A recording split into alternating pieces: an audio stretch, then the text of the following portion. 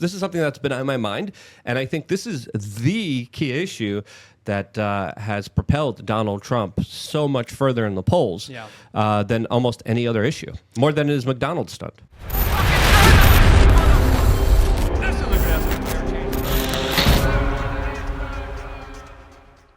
Breaking news coming in today highlighting how the congressional House panel that's investigating Trump's assassination just came out with one of their interim reports highlighting how this event was, quote, preventable. Gee, you don't say so.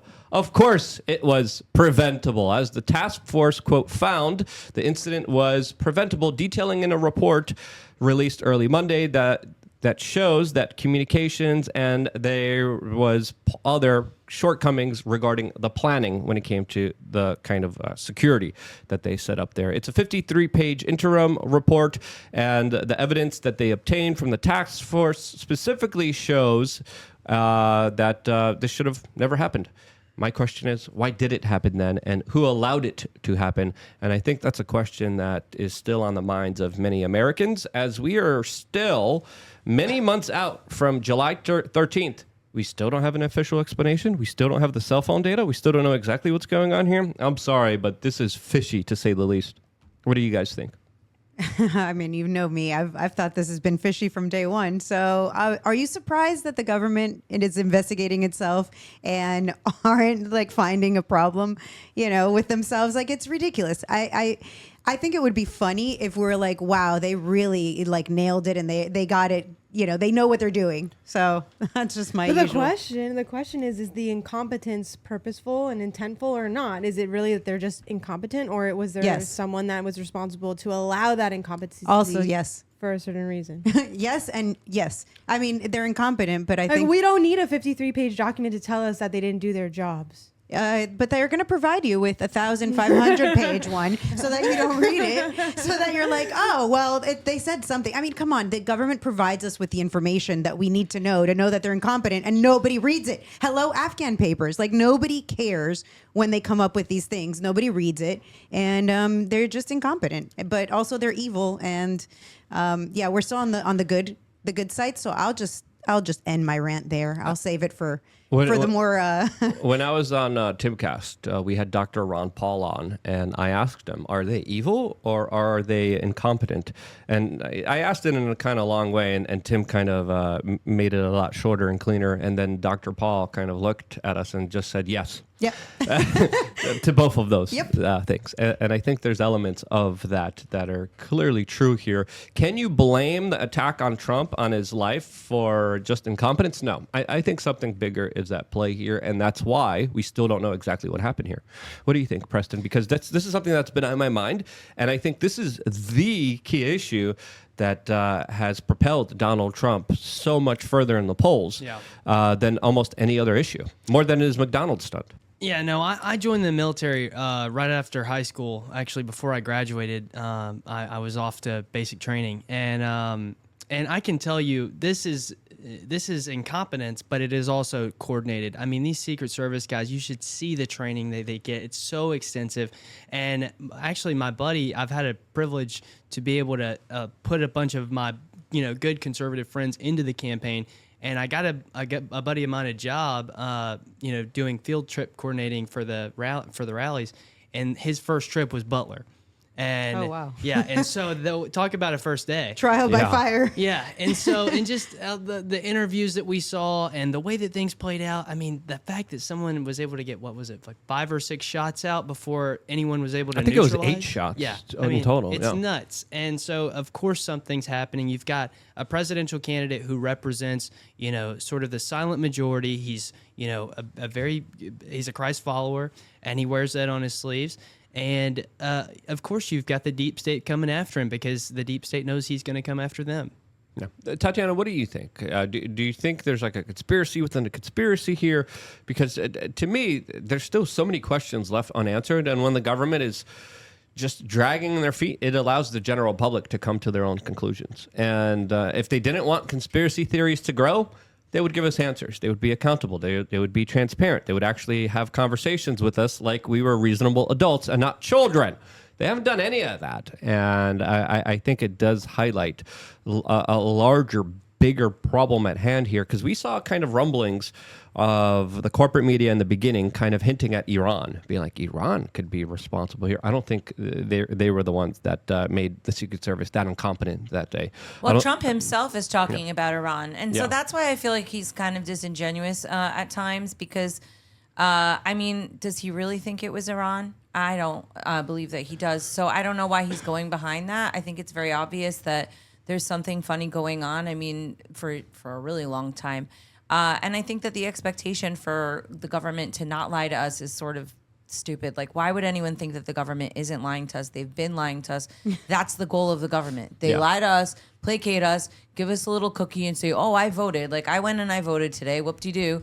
I don't even think that it's really legitimate, particularly in the first place. I think that the expectation is that they're cheating. They've been cheating. They're always cheating for at least, several decades now. And, so I don't really have very high expectations. I just want to know who's going, if he's actually going to keep us out of any wars. And I have my skepticism there, which I think is a little bit more important. Basically, the only thing that I can count on from him that I think is useful is A, staying the inevitable collapse, and B, potentially letting out Ross. Yeah. Otherwise, I don't trust this guy very far. I mean, you got to give him credit. He's been going up against the system, supposedly, but I don't think that you get to that point without a certain amount of buy-in from the system in the first place. So I think that there's a certain level of theater going on. And the problem that I see with Trump is that when he gets in, if there are encroachments on our civil liberties even further, everybody's just going to go along with it because he's Daddy Trump and, he's on our side. He would just use the power wisely. And I think you have a relatively uneducated populace that can't wait to go back to sleep. Yeah. I think you have to be careful with whoever you give power to, obviously, and you can't just give carte blanche. You have to be reasonable. That's what we try to do here on this independent media broadcast. But to be fair, I've never seen the system attack someone as brutally as they have attacked Donald Trump.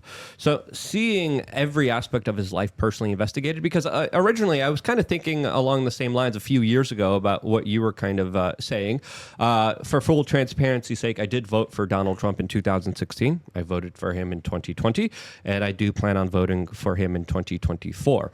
And even when I did vote for him, I still kind of raised my skepticisms about him and some of his policies, because that's what I think we should be doing as reasonable people and not just, of course, worship any kind of human being. Now, to be fair to Trump here, he did make some kind of statement saying maybe Iran could be responsible here, but also he returned to Butler, Pennsylvania, did another event with Elon Musk, and at that event, he specifically made a direct comment saying and alluding that it was powerful forces behind the government that were responsible for trying to take his life as well. So you're seeing these two kind of different statements from Donald Trump, who does kind of represent someone that the system really does hate. And to me, everything that they throw in at him, it's something that they would never throw at like a John Kerry or McCain or Romney. He doesn't play ball, and they play very rough with him, and that's what kind of got me to change my assessment on him personally. What do you think, Preston? Because there's some people, specifically even on the right wing, that are saying we're not going to vote for Donald Trump this year. There's a lot of people who are pro-life who are saying I'm not going to vote for him. Sure. A lot of DeSantis people, I'm not going to vote for him. I'm personally going to vote for him. But there is a kind of sort of rift, especially with some of the kind of groypers out there that are like, we got to stop people from voting for Trump.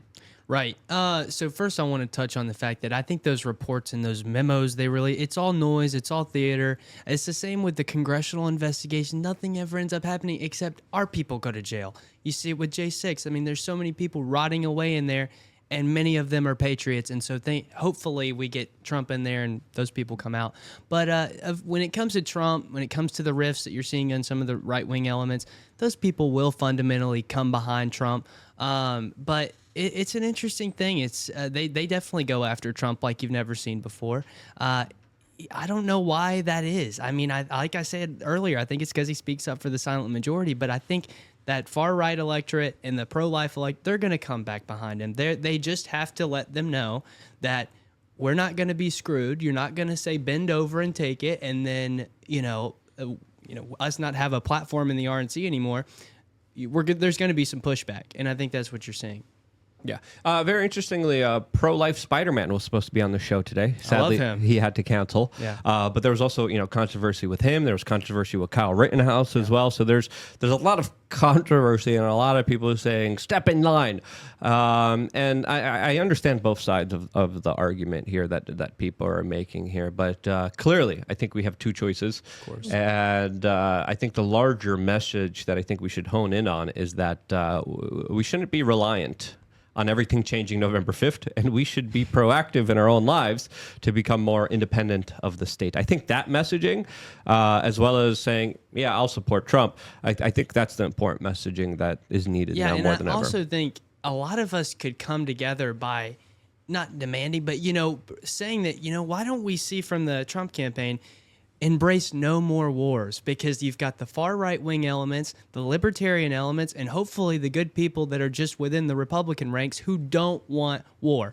We want to do everything we can to get in there, and Trump's done it before. He picks up the phone, he says, this is what's going to happen, I've got a picture of your house, and they'll back out of it. But we don't want to go to a war with Iran. I know that's the mood amongst the far right, and the mood amongst a lot of libertarians. Cassandra over at Timcast is that way. We don't want war. So maybe the social media influencers of today should start saying, Trump campaign, say you won't go to war. No new wars. Yeah, I like that message, and I think that message could definitely galvanize a lot of the kind of undecided voters out there, or the people in the middle, or the people who, of course, are stirring up some controversy and problems. Yeah. Now's not the time, in my opinion, to do that.